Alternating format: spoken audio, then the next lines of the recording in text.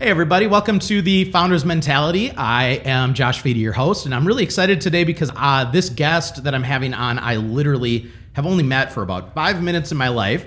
I was recently at the beta showcase during the Twin Cities Startup Week, which was an incredible week for everybody in the startup scene in Minnesota.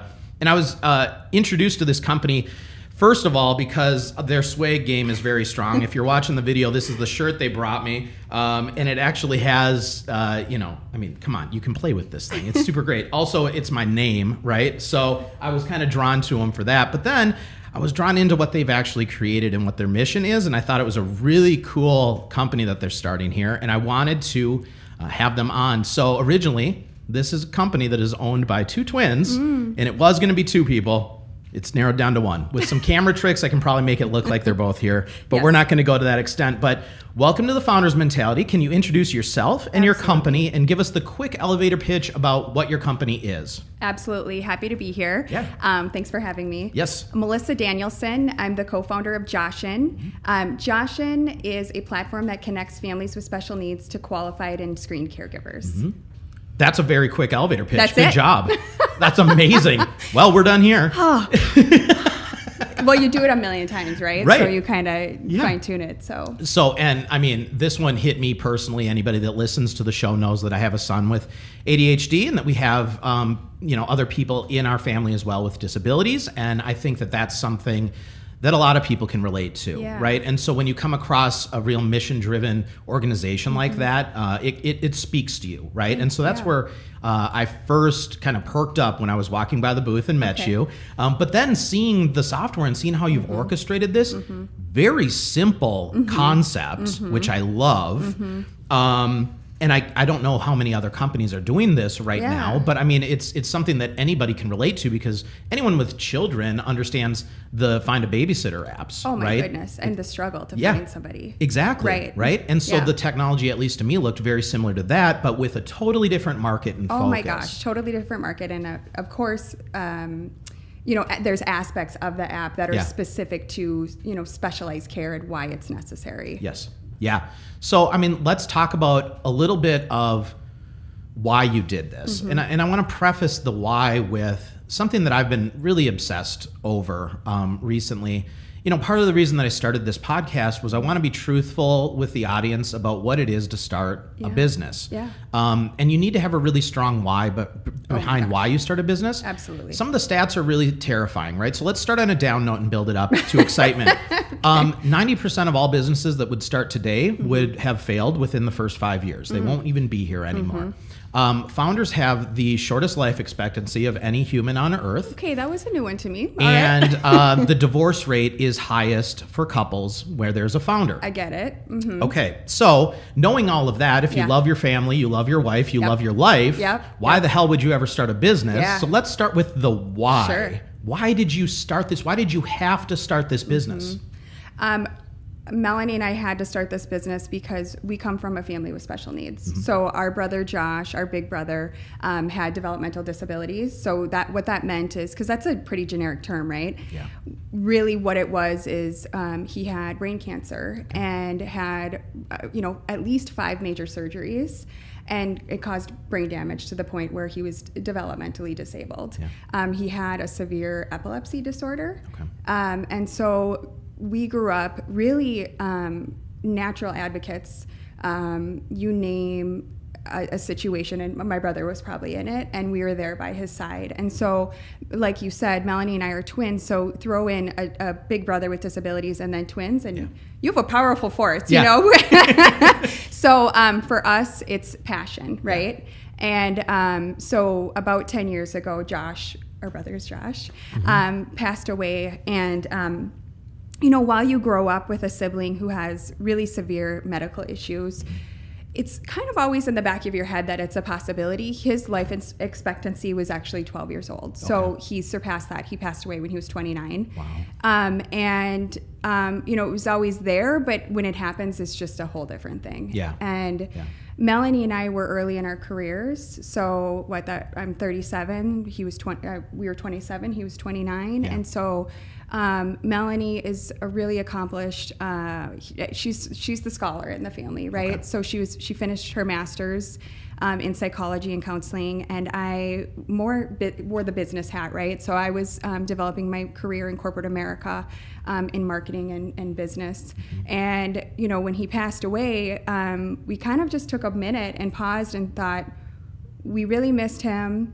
It was a big part of our life. We helped our family, and that we provided respite in our own homes when our parents needed it. Yep. And suddenly it's gone. Yep. And so, you know, I was at a big company, and she just finished her master's and had worked in group homes during college, undergrad. And the people she supported became part of our family as well. And so my family struggled with finding care for Josh outside of the home. Yeah. And so, you know, when he turned 18 and then 21, which is kind of the cliff for Medicaid, to make that decision on, you know, where's your loved one going to live, they were never able to really let go. Yeah. And that was hard for them. And we saw that struggle. And so when he passed away, we started a company called Josh's Place. Yep. And that company provides 24/7 care to adults with disabilities. Yep. So we focus on adults, and we have 10 locations in Minnesota where we have adults living in our homes. It's their homes. Okay. And again, mission driven, really wanted to find homes and build homes that we'd want our own brother to live in. Yeah. So we've been operating that business for 9 years. Okay. And about 2 years ago, so I have an 8-year-old and a 3-year-old. Melanie has 3 kids under 11. Okay. And, you know, really relying on services to support our family as we are, you know, building our own business, and thinking, what if we went back and had these types of services when we had, when we were in our family with special needs, what would we use today? Yeah. Right? And so when I look for babysitters for my kids, you know, you go to kind of the big guys, right, that are out there, and started noticing none of them focus on special needs. What do Right. families with special needs do? Yeah. So we were lucky that we had a community already in place that we could tap into and say, what are you guys doing? Right. What are you using to find care?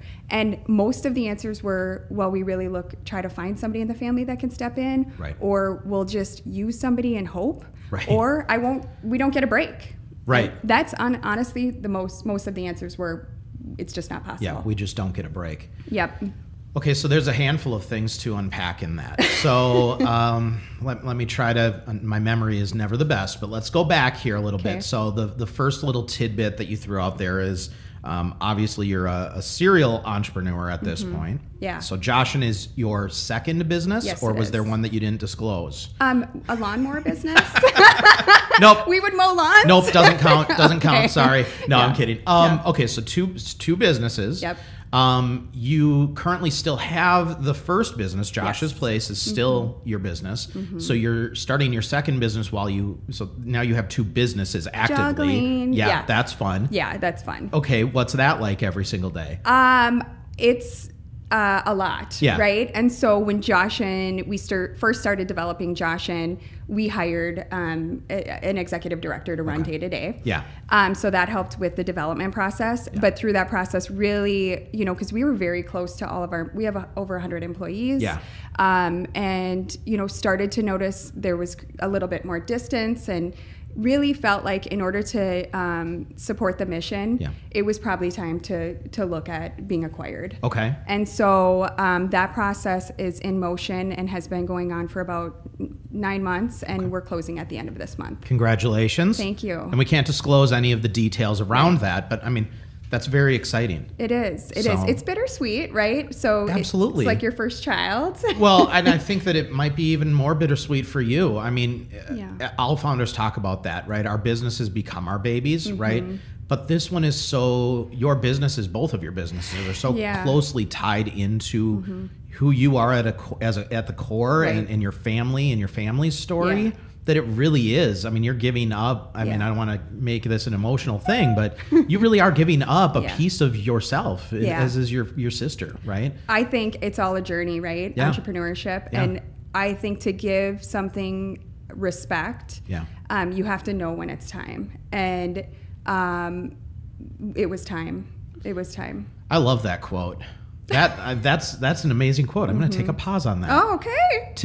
Say that again. To give something respect, you have to know when it's time to let it go. God, that's good. Okay. Yeah. That's probably going to make its way into the title of this one. What's fair for everybody, even our employees, it's what's fair to them too. Yeah, absolutely. Are they aware of what's going on with this? Are they excited about this? Yeah. Okay. So they've known for about 3 months now. Okay. Yeah. Okay. Yep. Great.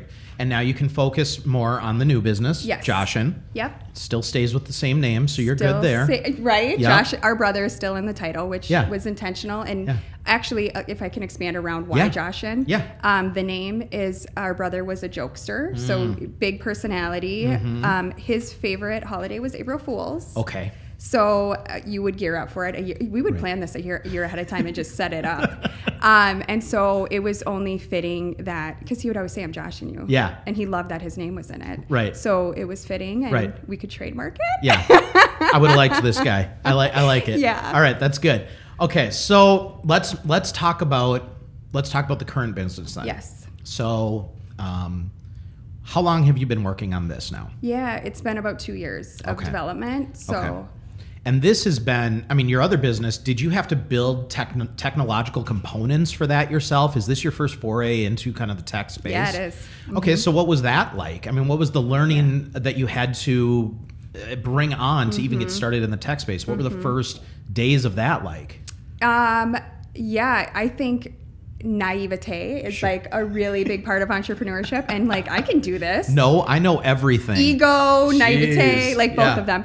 And so we just dove in, and we were fortunate enough. My husband is from Denmark, and one of his best friends is a really well-known entrepreneur in Denmark in the fintech world. Okay. And he had worked with a developer who he felt would be a really great start for us. Okay. And that developer helped build the first ClassPass in Denmark, like a version of it. Okay. And so we were able to utilize, unfortunately, that business didn't work out. Okay. And so we spoke with the entrepreneur who developed that business and bought a lot of code. Yeah. So it gave us a good head start. Sure. And with that came the developer. And Okay. so he's still with us today. Yep. And having somebody, I think, being able to articulate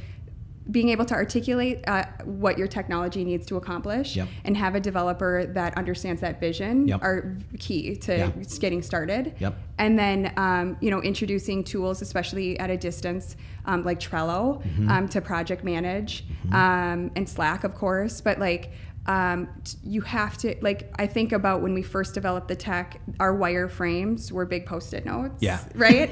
And they were across my living room. That's pretty standard in the tech community anyway, just in full disclosure. Okay. Yeah. Yeah. So it's fine. You're fine. Yeah, it worked. It worked. So we wireframed it, for 2 nights until 1 a.m. Well, after the kids get in bed, of course, and they were around our living room, and we virtually met with him and talked through it. And we work with a great creative contractor here locally who works at one of the big agencies. And again, he got the concept out of the gate, and they're our incredible duo that helped us get started. Okay, so first thing, the lead developer on this product, based in Denmark. Yes. Stays in Denmark. Have all the conversations been remote then? Yeah, they have. So I mean, that can have its challenges, right? But if you find the right person, that gets it. what is the time zone in Denmark? I mean, are 7 hours ahead. 7 hours ahead. Okay, Yep. so that's fine. Yeah. You can work with that. You can Beginning totally of your work day with is the end of his day. Yep. There you go. Well, okay. I mean, he works till sure 10 o'clock at night. She's an entrepreneur. Yep. Yeah. Yep. Okay. Yep. Good for him. So, yeah. So, and does he have a team supporting him as well then on the tech side, or is he building this all himself? He's building it all himself. Really scrappy. Yep. Right. Yep. And the employees right now. So your other company had 100 some employees. Yep. Your current company, how many employees? Outside of the founders, 1. Okay. There you go. Yeah. And then a handful of contractors. A handful of support team. Great way to build a product, right? Yep. I recently had a conversation with a potential investor who questioned me on the size of my tech team. Okay. And he said, how many developers do you have? And I said, I have 2 full-time developers. And he said, well, then you are never going to succeed. And I said, hold up. Yeah. Why is that? And he said, well, the last big organization I was a part of, when we started, we had 50 developers on day 1. And I said, what year was that? Yeah. And he said 2005. Okay. I said, okay, let me explain a little bit of the difference between 2005 technology and now almost 2020 technology. You can do with one person what used to take you 25, 30 people. Totally agree. Right? Yeah. And so you gotta, you're doing the right things at this stage. That's great. So, I mean, what's next? I mean, what are the exciting things that are happening for this business? So we launched in the Twin Cities in March, and then in Chicago late summer. Okay. And we're doing a beta test in San Francisco right now. We had sort of a VIP, you could call it, customer reach out to us this summer and has a child with disabilities and was looking for help. Yep. And this, I can share who it is. It's a pretty big name. Totally up to you. Allie Pincus. Are you name dropping? No, I'm kidding. I'm not a name dropper. I don't. Yeah, no, that's fine. My PR people are like, you need to. You need to do it. You need to tell the story. I'm giving you a hard time. And even Allie was like, you can say my name. Mm-hmm. So Mark Pincus, the founder of Zynga, their child. Yeah. And so that was a journey. We shared that we weren't there yet, and she said, don't care, kind of want your help. Make it happen. Yeah. So we did. We found her a long-term placement. Great. And through that process, organically just started growing through, connections she helped us make and then just posting it. Yeah. And it blows people's mind. Like, this isn't out there. Why isn't... So 1 in 5 families have a special need. Right. That's a significant market. Yes. And so through our diligence through R&D, we're just like, why isn't anybody doing this? It's amazing, right? There's so many, it happens, right? And sometimes that's terrifying, right? Because if nobody's doing it, is there a market for it? Is always the question that you have to ask yourself. Absolutely. And I went through that myself. Okay. When I was creating my product, I couldn't find anyone that was doing exactly what we were doing, but I found enough people doing similar things that I knew this was validated in the marketplace already, right? But at the same time, with certain concepts, right? With this, it's an absolute no-brainer. Right. Why doesn't this exist? This should exist. And the reason it probably doesn't exist is because this is more challenging. Right. It is more challenging to find a qualified caregiver for somebody with disabilities than it is for any other kid, right? Yeah. But, and I think people think, oh, it's already taken care of. Right. Yeah. Right. Yeah. But those supports really aren't. I mean, so we have a couple different instances in our family where we have someone with a disability. Yeah. We've been through the group home system with one of my nieces, and it's amazing. It's amazing how hard you have to advocate for people in those situations every single day. You do. And I think that the perception for people on the outside is, well, you've placed them in a home, they're taken care of. No, not at all. You are their daily advocate. You are. The whole family is. They're vulnerable. Yes. They need people looking out for them. Yes. That don't have other interests, right? Yeah. Yeah. That are looking at the whole picture, that understand that person to their core. Yeah. And caregivers now, there's a caregiver shortage. So there's overall just a workforce shortage. Yeah. So that's another problem we're solving is, even in our other business, we see that there's a workforce shortage. And we're competing with Target and McDonald's who are paying, up to $15 an hour. Yeah. And Josh's place is a Medicaid-funded business. Yeah. And so that really drives what we can pay because there's a lot of mandates that are required. And again, you have to look at the overhead and what can we pay people and what is the mandates. Yeah. And so with Joshin, we intentionally did not become a licensed provider, did not have a licensed service. We're a tech company that matches people that have specific needs. And that was done intentionally so we can really drive the quality home. And so our families set their hourly rate. Yep. And they know best, right? Yeah. Are there siblings that also need care because they can be cared for from our joy makers who are our caregivers. Right. And so really our job is to put resources and tools in the hands of families. Yeah. And I've talked earlier about flipping power dynamics, and it's something we think a lot about. And instead of families having to feel desperation, we want them to feel empowered. Yes. That they have a pool of people who we pre-vet everybody, and we do background checks, and we put them through this process. The same system that Uber and Lyft use, we use to qualify our caregivers. Yep.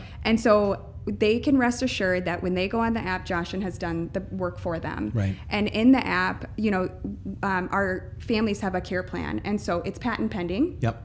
And that is, again, using our professional experience and our personal experience in how do we provide continuity of care, communication of continuity of care, right? Because you're going to have different people. The goal is that you're not dependent on one person. Yes. You have a pool to choose from. Yep. And your life isn't dependent on another person's because you should be the one in control, right? No, this is great. I mean, just organizing it the way you did was incredibly smart.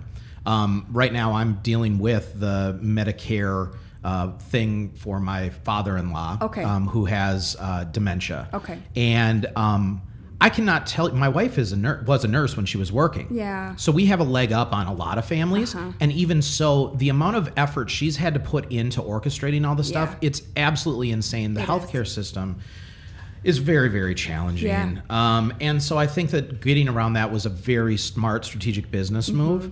What I want to talk about next is, so when you started your second business, you had a thriving business already. You still have it for a couple more weeks anyway. I know. And sorry, not rubbing salt on the wounds. But for the next couple weeks, you have two businesses. Yeah. And so my assumption would be that you bootstrapped this new business that's with profits from the first one. Yes. We were lucky that we could do that. Yeah. Yes. I mean, that's a great place to be, right? Now you're selling that business. So you'll have a cash infusion from that, I would assume. And you'll be able to put that towards the business as well. Are you also raising funds, or are you going to self-fund this business? So we could continue to self-fund, right? But the goal of raising for us isn't just money, it's strategic partners, right? So we've started the fundraising process, which is a whole new world. Yes. And really tough to navigate. So I would advise that people who are doing it for the first time surround themselves with really good advisors. Yes. Because I wouldn't know what to do if it wasn't for my advisors in starting the process. Yeah. And so they've really helped through that. And we started fundraising late summer. Okay. And have done the gamut of raising. So we've gone, I mean, we Andreessen Horowitz, Sequoia, you name the big guys. Because that's the way we do it. We go big or go home, right? Right. So we're going to just go for it. And you know what was really great is we went to Austin, we were in the Bay, we did here locally. To see the range of different types of investors. Yes. And what different funds mean, PE, VC, angel, and understanding, what is tied to those types of investments was a great education. Absolutely. And so we are closing our round on the 18th and hoping to have everything sealed up by November, 18th of November? Yeah. Okay, so just like 2-3 days after I release this episode. So this is not going to help No. in your fundraising efforts at all. I apologize. We should have done this a little earlier. So here. we're actually announcing that today. Okay. To the investors who are pending. Okay. That And we're I'll tell going to you be closing this up. I'll tell you why. Yeah. So if somebody listens, always open to conversations. Yeah. But the reason is last night it was announced by the Department of Human Services that we're Medicaid approved. Okay. So it's a big deal. That's a big deal. This changes the valuation. Yeah. Yep. But we want to close the round so people who have already committed get that the terms we've talked about, right? Yeah. And so that announcement will go out to our potential investors today. Yep. So okay. Yeah. But you've raised enough where you've hit the goals that you have already. And even if you fell a little short of the goal you had in fundraising, you have enough money coming in from the sale of your business, so you're going to be totally fine. We've adjusted our goal based on knowing this is coming. Yeah. So we could close it now. Great. Yeah. Is this technically your seed round? Yes. Is that what you're calling it? It is. So, we were talking about this before we started recording. I mean, there's really no rules to fundraising, which is just insane to me. So, you can always do a bridge round, right, if you need to. Yes. At maybe potentially the same valuation, or who knows, Show right? the traction of Medicaid because Exactly. we have a wait list started. Yeah. Show the traction for Medicaid and then go back and talk to people who were interested but wanted to see more traction. Yeah. No, I think that's smart. I would say, what you said is something that gets echoed by so many of the guests on here. Build your team of advisors. Yes. If there's anybody that's been listening to the Founders Mentality for the last 20 episodes that has a business and still has not organized a list of their advisors, please stop listening to this show. There's nothing more I can tell you. It's the best resources you're going to have. Absolutely. And create a Slack channel for them because they'll get going and they'll share ideas and it just creates great synergies. Well, and I think that the other part too is, these advisors turn into your biggest advocates, number one, for helping grow this business. And I love what you said because so we've only just met, but I can already tell we share a lot of similarities. And one of them is I do not take money from investors just to take money from investors.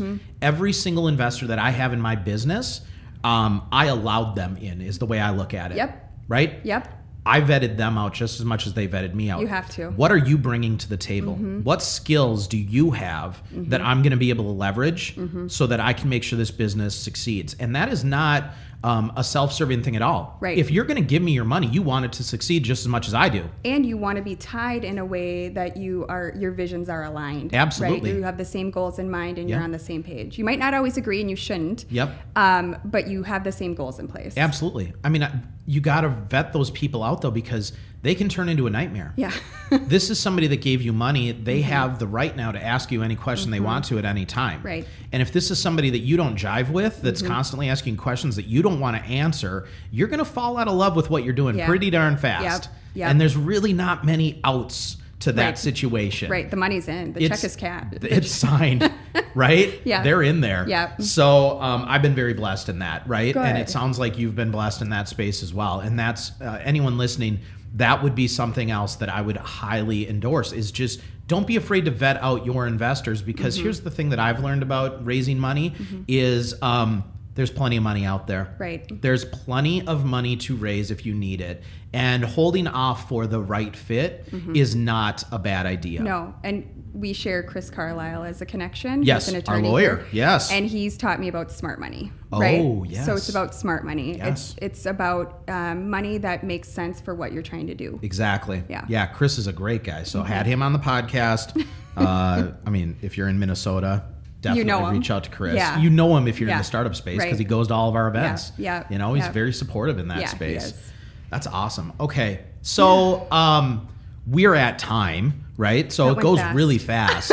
I know. I try to keep my episodes to 30 minutes because I don't know that people want to listen to me talk more than 30 minutes. And you've been a joy, but I think they're probably saying, let's move on, Josh. Yeah. My commute is over and I need to get into the office now, right? Yep. Is there anything, though, that you wanted to discuss before we turn this off that maybe I didn't ask you about? Yeah. So we're going to be hiring. Oh. Right. What roles are you looking for? So account manager of our joy makers, our caregivers. So, really focused on managing them from start to, throughout the process. Okay. I don't like to call it a recruiter role because it's more than that. Sure. You're engaging with them and really focusing on retaining and intervening if there's an issue. And so developer as well. Okay. So we will be hiring a local in-house developer in the next 2 months. And then content marketer. Okay. So those are the 3 roles in the next few months that you want to hire as all full-time in-house employees. Exactly. Awesome. In Northeast Minneapolis. In Northeast Minneapolis. Buy a lot of beer. Okay. Bauhaus, Able Brewing. There's a lot of happy hours ahead. Really selling this hard. Yeah. So work for us and you'll be surrounded by breweries in Northeast. Get our OKRs out there and we'll all have attainable goals so we can go have a beer. This is great. Yeah. Okay. So how do you want people to get in contact with you if they're interested in working for you? So we're Joshin.com. They'll be posted, but also you can email me at melissa@joshin.com. Okay. Great. And if anybody is interested in Minnesota in utilizing your technology, is it in a place where you have users right now in Minnesota that can just sign up and start using it tomorrow? So we have we have roughly 400 users. Oh, wow. Okay. So what's the process? Is this app-based or web-based? App-based. Okay. So you go to the App Store, Google Play App Store, and then you download the Joshin app, set up an account, choose your subscription. It's a subscription model, and get started. Awesome. Easy. Yep. Really, really fast. And Medicaid. So if you utilize Medicaid funding, we are now Medicaid compliant in Minnesota. Amazing. Yep. I think this is going to be a really exciting journey on this business. Yes. I'm rooting for you. Thank you. If you ever start a third business called like Dose Joshes, I expect to be one of the Joshes in it. Joshin. Yeah, Josh. I mean, let's just. I mean, you can't keep using my name without any sort of Do you have reciprocity. The rights to it, the trademark? I mean, a little bit. Okay. I mean, now I do. I just did. Just now. I just now did. Yeah, this is published. Perfect. The second that's done, I own it. Awesome. Yeah. I'm just joshing. I love it. Anyway, so thank you so much for being on the Founders Mentality, and we'll have to have your sister on another time. I wish she could have joined, but that's the way this works sometimes. And anybody listening, I want to just say I'm sorry that I didn't release my last episode. My last guest was in a car accident just a couple days before she was supposed to be on. and had a concussion. And we thought we should probably wait out the concussion. So it's been 30 days now since this episode came out, since the last episode. I apologize. I'll try not to do it again. But what I'm trying to do is make sure that I'm keeping these relevant to what is happening right now. I don't want to pre-record a bunch of episodes that won't release for 6 months, because as you heard in this episode right here, in 3 weeks, a lot of the information that was just discussed is old news and doesn't apply anymore. So I'm trying to keep these things relevant, and so I apologize for the lag. I'll try to stay on top of that moving forward, and I look forward to everybody joining on the next episode. I'll talk to you then. Bye.